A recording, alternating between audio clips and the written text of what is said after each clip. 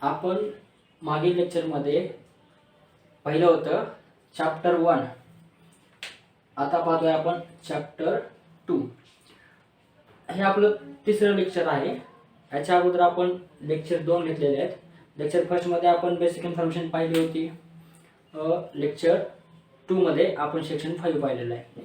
तर आज आपण पाहणार आहोत सेक्शन 6 म्हणजे इंडियन पिनल कोड 1860 चा सेक्शन 6. Section 6 chapter 2. चॅप्टर 2 मध्ये जनरल एक्सप्लेनेशन बद्दल माहिती सांगितलेली आहे. थोडक्यामध्ये जनरल एक्सप्लेनेशन म्हणजे थोडक्यामध्ये डेफिनेशन बद्दल माहिती सांगितलेली आहे. Definition in the code to be understood subject to explanations. Okay, म्हणजे कसं भारतीय दंड संहिता चॅप्टर 2 मध्ये सेक्शन 6 हे डेफिनेशन बद्दल माहिती सांगतो. आपण हे वाचून घेऊयात, नंतर मी समजून सांगेन. Throughout this code every definition of an offence, every penal provision and every illustration. काय म्हणते लक्ष द्या थोडंसं. Every penal provision and every illustration of every such definition or penal provision shall be understood subject to the explanation contained in the chapter entitled General Explanation. काय म्हणते? General exceptions म्हणजे अपवाद. पुढे काय म्हणते? Though those exceptions are not repeated in such definition, penal provision और illustrations. Penal provisions and illustration म्हणजे उदाहरणाबद्दल माहिती सांगता येते. म्हणजे सेक्शन 6 हा डेफिनेशन बद्दल माहिती सांगतोय आणि डेफिनेशन्स ह्या अपवाद लक्षात ठेवून वाचायच्या. अपवाद लक्षात ठेवून वाचायच्या म्हणजे कशा? एकच शब्द सारखा उल्लेख जेवढे आयपीसी मध्ये कुठेही तो शब्द आला तर त्याचा उल्लेख तोच होईल, म्हणजे त्याची व्याख्या बदलली जाणार नाहीये. म्हणजे थोडक्यात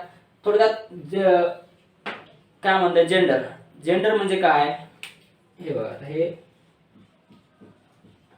जेंडर म्हणजे काय? लिंग म्हणजे कसं? आता एखादा स्त्री किंवा पुरुष याचा आयपीसी मध्ये उल्लेख काय असेल? तो हा शब्द आला. तो म्हणजे काय? एखादी स्त्री किंवा एखादा पुरुष, म्हणजे दोघांनाही समान वाक्य वापरलेलं आहे. तो म्हणजे आपण कसं म्हणतो? तो असं करतोय, तो तसं करतोय. तर स्त्रियांसाठी आणि पुरुषांसाठी असं वेगळं काही वापरलं नाहीये. दोघांनाही कंबाईन तो हा शब्द वापरला. एक्झाम्पल मध्ये जेंडर. आता जेंडरची पण व्याख्या आहे. ही व्याख्या आहे सेक्शन 8 मध्ये. सेक्शन 8 मध्ये जेंडरची व्याख्या आहे. तर आपण सेक्शन 8 पाहायच्या अगोदर पहिला आपण सेक्शन 6 समजून घेऊया. आता सेक्शन 6 समजायचा कसा? तर तुम्हाला मी एक्झाम्पल मध्ये समजून सांगतो.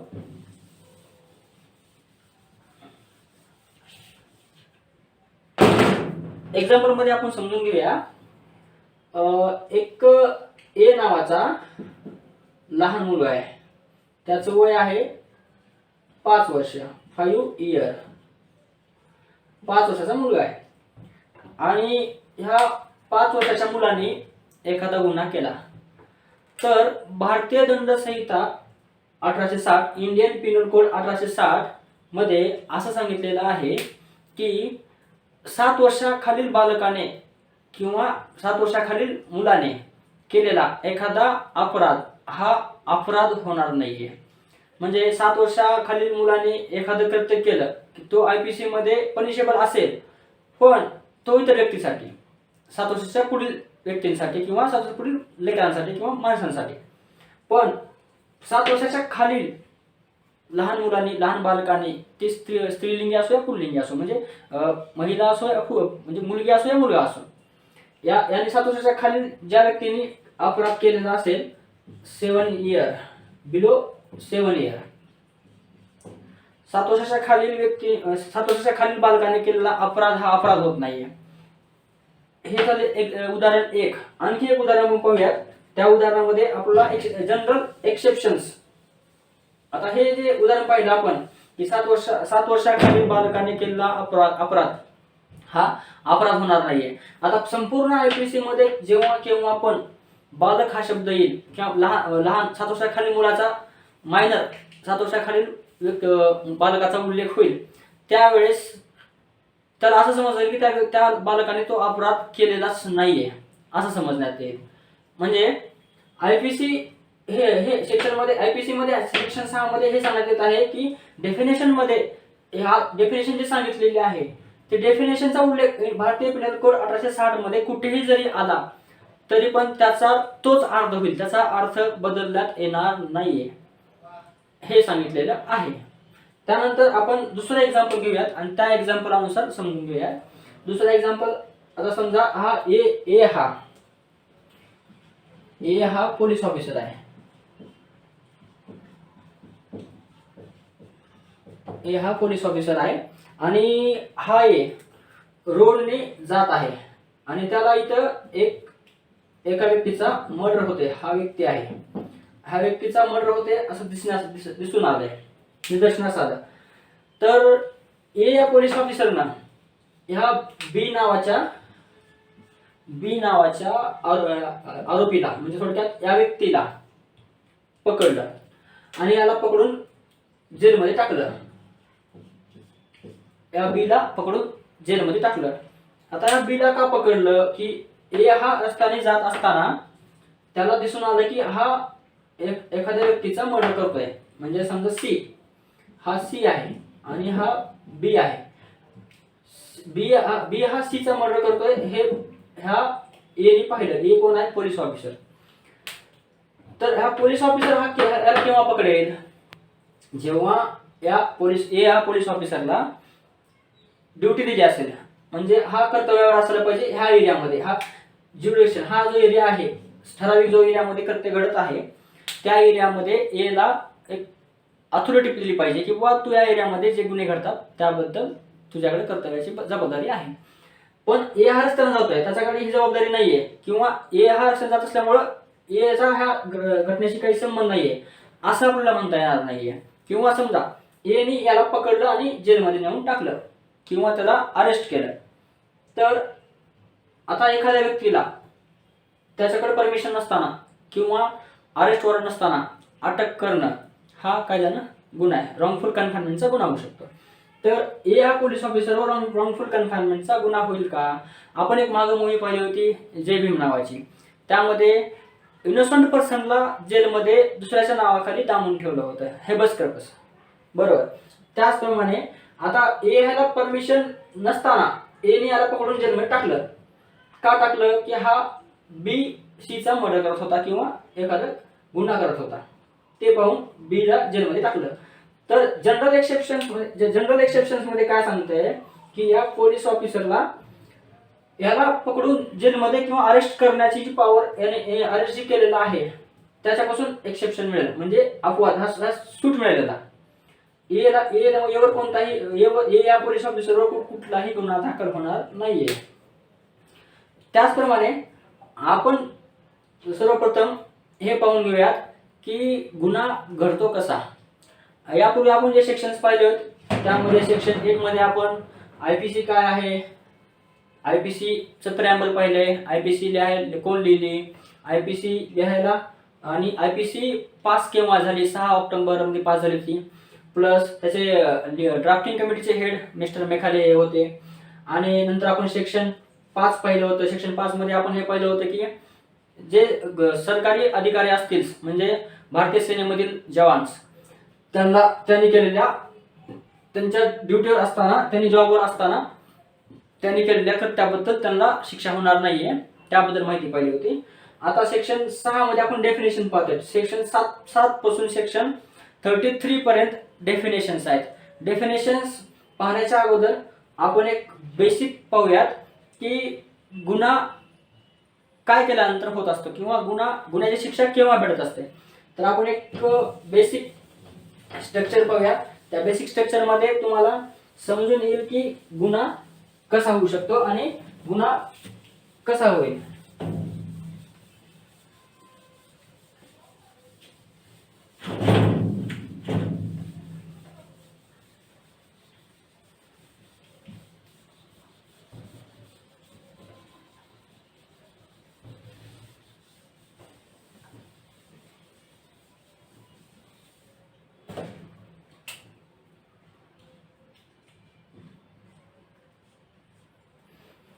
समजा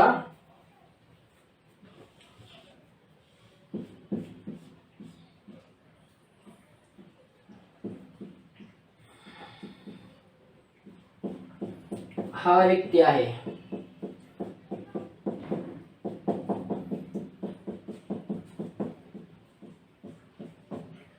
याला आपण ए नाव देऊयात. हा एने विचार केला की आपण एक बँक लुटायची आहे.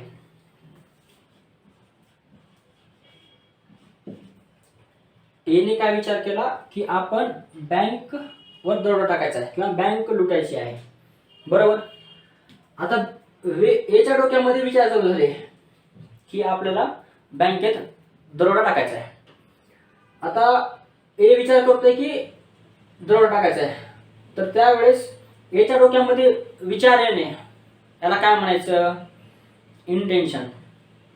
त्याचं इंटेन्शन काय होतं की बँकेत दरोडा टाकायचा, म्हणजे एचं इंटेन्शन.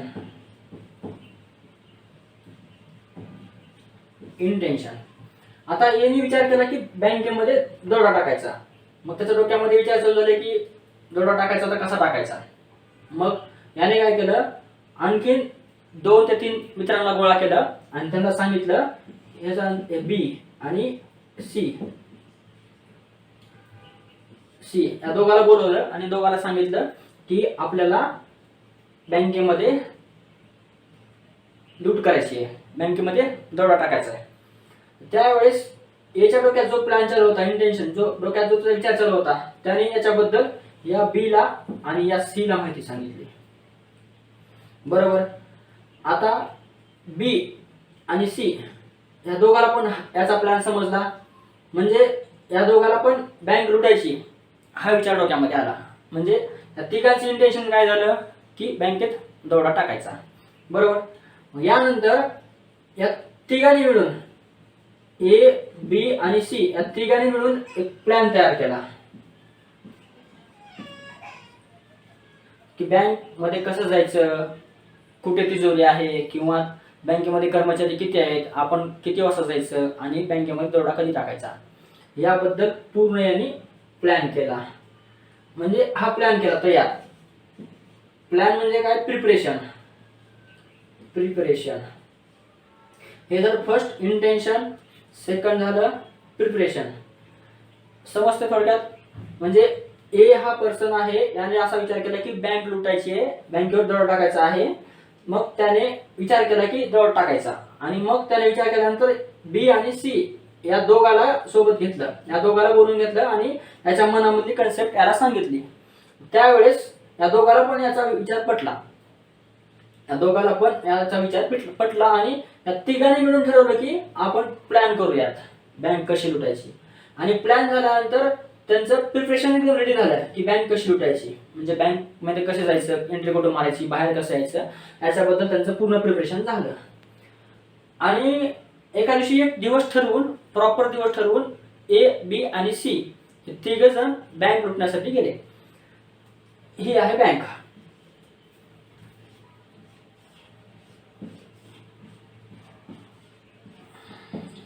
आणि हे तिघ जण या बँकेत गेले दरोडा टाकायला.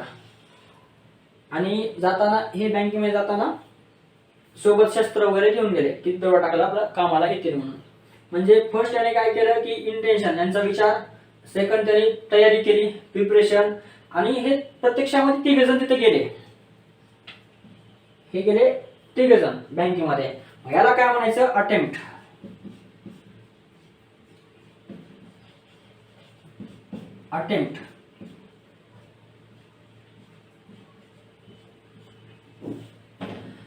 म्हणजे कोणतंही गुन्हा घडत असताना त्याला 3 गोष्टी आवश्यकता आहेत. त्यामध्ये फर्स्ट आहे इंटेन्शन, सेकंड आहे प्रिपरेशन आणि थर्ड आहे अटेम्प्ट. म्हणजे ज्या वेळेस इंटेन्शन, प्रिपरेशन आणि अटेम्प्ट ह्या तिन्ही गोष्टी होतील त्यावेळेसच एखादा गुन्हा घडत असतो, म्हणजे क्राईम अटेम्प्ट होत असतो. त्यावेळेस झालेल्या गुन्ह्याबद्दल भारतीय दंडसंहिता 1860 मध्ये शिक्षेची तरतूद आहे. त्यामध्ये सेक्शन 511 पर्यंत सगळ्या सेक्शनमध्ये की गुन्ह्याबद्दल शिक्षा आणि गुन्हे याबद्दल माहिती सांगितलेली आहे. आता बघा, एने विचार केला बँकेत दरोडा टाकायचा, इंटेन्शन एचं दरोडा टाकण्याचं होतं, बरोबर. सेकंड त्यांनी बी आणि सी ला पण सांगितलं, बी आणि सी ला त्याचा विचार पटला आणि तिघांनी मिळून प्लॅन केला. प्लॅन केल्यानंतर प्रिपरेशन झालं. प्रिपरेशन म्हणजे वेळ आणि कधी आणि कसा दरोडा टाकायचा याबद्दल माहिती करण्यात आली आणि तिघजण मिळून एक ठराविक तारीख ठरवून, वेळ ठरवून या बँकेमध्ये त्यांनी दरोडा टाकला. म्हणजे एक गुन्हा घडून आला. तिने इंटेन्शन, प्रिपरेशन आणि अटेम्प्ट या गोष्टी आल्यामुळं गुन्हा येथे झालेला आहे आणि या गुन्ह्यामध्ये 3 जण सापडतात. आता तुम्हाला हे सांगायचं राहून गेलं, आता प्लॅन तर होता फक्त एचा की आपल्याला बँकेत दरोडा टाकायचा आहे, पण एने बी आणि सी ला सांगितलं. मग बी आणि सी सुद्धा तयार झाले दरोडा टाकण्यासाठी.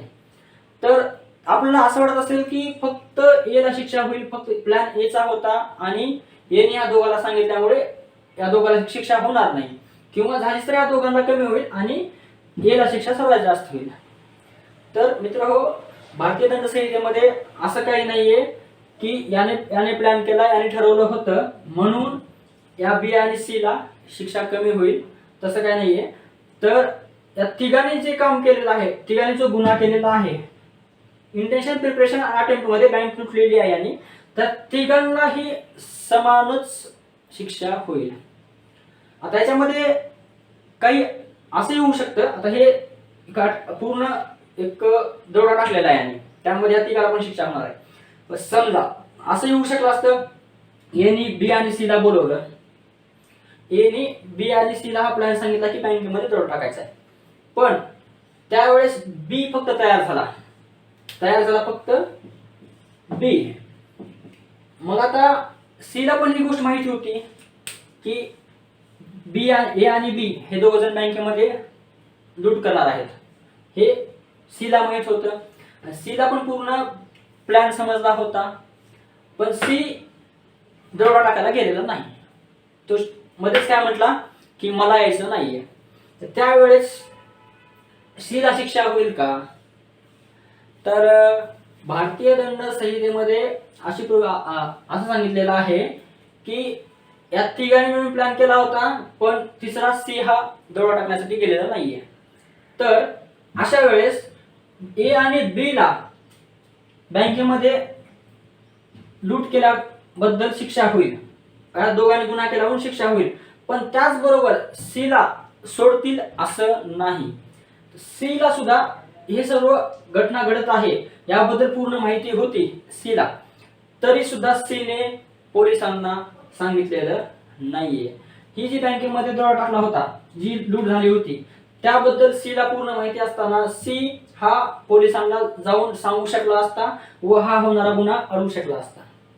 तर सी तसं नाही केला. सी हा मला काही करायचं नाहीये, मला यायचं पण नाहीये म्हणून तो साईडला सरकला. पण सी ऑलरेडी नाउन दिस एव्हरीथिंग, म्हणजे सगळ्या गोष्टी माहिती होत्या, तरी सुद्धा सीने त्याच्याबद्दल कोणालाही सांगितले नाहीये. अशा वेळेस काय होईल? अशा वेळेस ए आणि बी ला शिक्षा होईलच. ए आणि बी ला शिक्षा कोणती होईल की बँकेत दरोडा टाकला म्हणून शिक्षा होईल, पण सी ला शिक्षा दरोड्याची नाही होणार. सी ला त्याने लपवल्यामुळे त्याची वेगळी शिक्षा होईल. म्हणजे भारतीय दंडसंहितेमध्ये असं सांगितलेलं आहे की इंटेन्शन, प्रिपरेशन आणि अटेम्प्ट. पण आता इंटेन्शन, प्रिपरेशन मध्ये हे 3 जण होते, पण अटेम्प्टच्या वेळेस सी हा उपस्थित नव्हता, म्हणजे सी हा गेलाच नाही, पण सी ला सर्व माहिती होतं. सी हा ही गोष्ट होणारी लूट किंवा दरोडा थांबवू शकला असता, पण सीन तसं केलं नाहीये. त्यामुळे या दोघाला दरोडा टाकल्याबद्दलची शिक्षा होईल. ए आणि बी ला, सी ला त्याने लपवलं आहे त्याबद्दल शिक्षा होऊ शकते. आणि समजा याच्यामध्ये आणखीन एक उदाहरण आपण घेऊ शकतो. आता त्यामध्ये आपण असं उदाहरण घेऊ शकतो,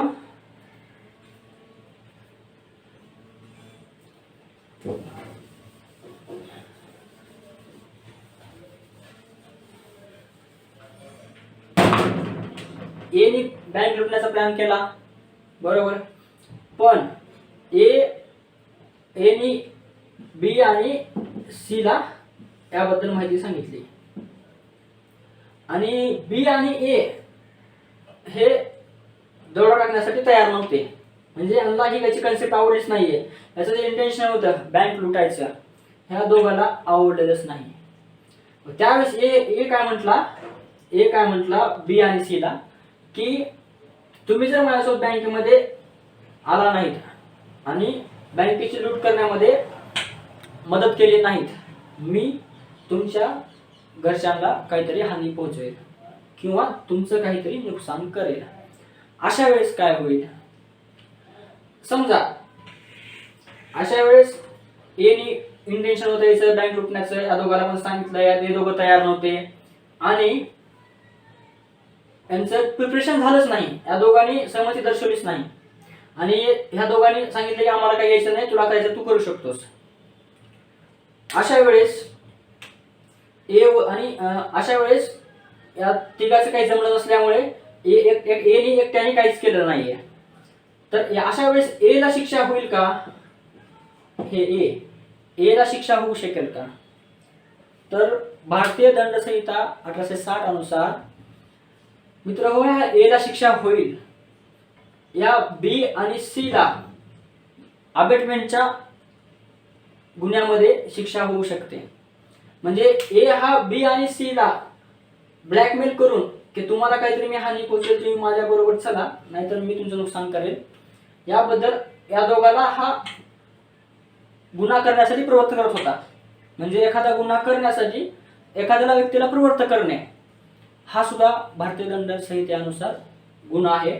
तर या अशा वेळेस ए ला शिक्षा होईल, पण बँकेच्या दरोड्याबद्दल नाही. तर त्याला या दोघाला अबेटमेंट बद्दल गुन्हा होऊ शकतो.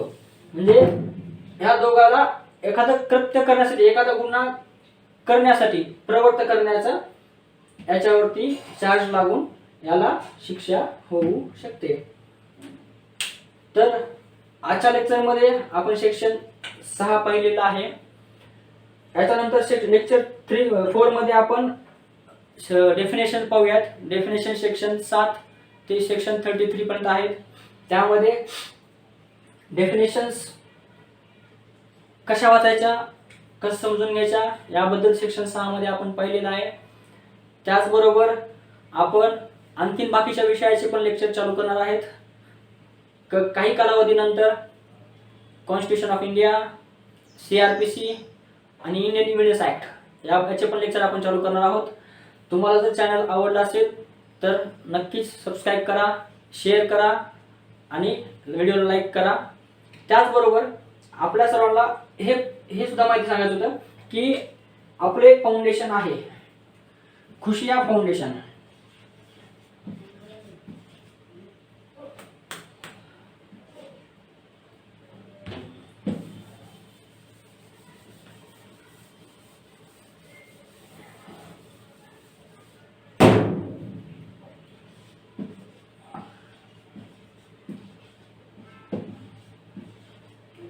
खुशिया फाउंडेशन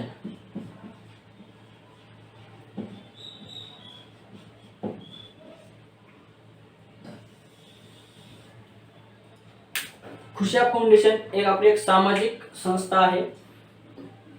मी ॲडव्होकेट शशिकांत सूर्यवंशी या संस्थेचा फाउंडर आहे. याच्या अंतर्गत आम्ही असं ठरवलेलं आहे की जे काही क्रिमिनल मॅटर्स असतील, म्हणजे कोर्टामध्ये ज्यांच्या कोणाच्या केसेस चालू असतील किंवा नवीन केसेस झाले असतील किंवा त्यांना कायदेविषयी काही जरी माहिती पाहावी असेल किंवा काही दिवशी काही सल्ला हवे असेल तर खुशा फाउंडेशन मार्फत त्यांना कुठलीही फीस न घेता आम्ही सेवा मोफतमध्ये पुरवणार आहोत। त्या संदर्भात एक आम्ही कार्यक्रम पण ठेवणार आहोत। त्या कार्यक्रमामध्ये आपल्याला सांगितलं जाईल की आम्ही कोणकोणत्या सर्व्हिसेस प्रोव्हाइड करणार आहोत। त्याचबरोबर मी आपल्या माध्यमातून आपल्या यूट्यूबच्या माध्यमातून तुम्हाला हे सांगणार आहे की जे काही कोर्टाचे काम असतील, म्हणजे थोडक्यात एखाद्याला अर्ज झाली असेल किंवा एखाद्यावर एखादा खटला चालू असेल किंवा एखादा व्यक्तीला जर कोणी त्रास देत असेल किंवा पोलीस स्टेशनमध्ये एखाद्याला पकडले असेल, अशा कोणत्याही गोष्टी असतील तर त्याबद्दल अगदी निशुल्क सेवा आपल्याला खुशा फाउंडेशनच्या अंतर्गत फ्री ऑफ कॉस्टमध्ये पुरवल्या जातील। त्यासाठी तुम्ही माझा मोबाईल नंबर आहे 9890920793। पुन्हा एकदा सांगतो, मोबाईल नंबर आहे, इथे लिहितो मी,